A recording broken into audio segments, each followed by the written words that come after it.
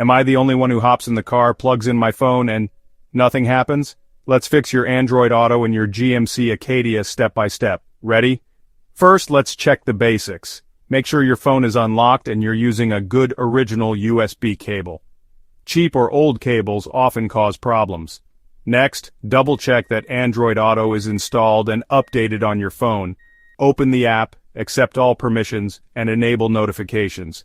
Now start your GMC Acadia, put it in park, and connect your phone. If Android Auto doesn't pop up, try a different USB port in your car. Sometimes it's just the port acting up. Still not working?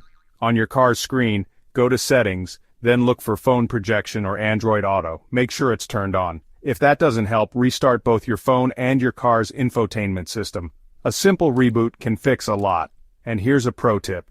If you've used Android Auto with other cars, clear your car's Bluetooth and Android Auto connections from your phone, then set it up again from scratch.